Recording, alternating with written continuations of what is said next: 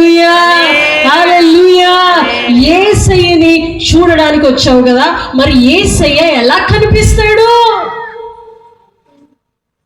అయ్యో, వాక్య సందేశం చెప్పడానికి పాస్టరమ్మ గారు కనిపిస్తున్నారు కానీ యేసయ్య ఎక్కడ కనిపిస్తాడు? యేసయ్య ఎలా కనిపిస్తాడు?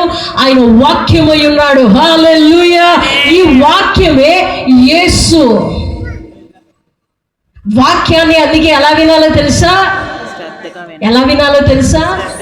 సమీపించి శ్రద్ధగా వాక్యాన్ని వింటే ఆ వాక్యములో నీకెవరు కనిపిస్తారో తెలుసా? యేసు కనిపిస్తాడు. హల్లెలూయా, హల్లెలూయా. ఆ వాక్యం ఏం చేస్తుందో తెలుసా? ఆ వాక్యం ఏం చేస్తుందో తెలుసా?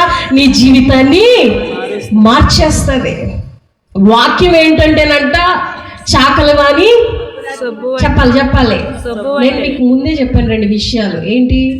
వినాలి, స్పందించాలి. నేను ఏది అడిగినా మీరు వెంటనే సమాధానం చెప్పాలి. ఓకేనండి? Praise the Lord. దేవుని వాక్యం ఎలాంటిదంట? చాకలివాని సబ్బు లాంటిది. మనం బయటికి వెళ్ళినప్పుడు మురికైంది అనుకో, ఇంట్లోకి వచ్చి ఏం చేస్తాము? ఆ మురికితోనే మంచం మీద పడుకుంటామా? గబగబా వెళ్ళి నీళ్లతో సబ్బు రాసుకొని శుద్ధి చేసుకుంటాం. అవునా కదా? అలాగే నువ్వు దేవుని సన్నిధికి వచ్చినప్పుడు వాక్యం నిన్ను ఏం చేస్తుందంటే శుద్ధి చేస్తుంది.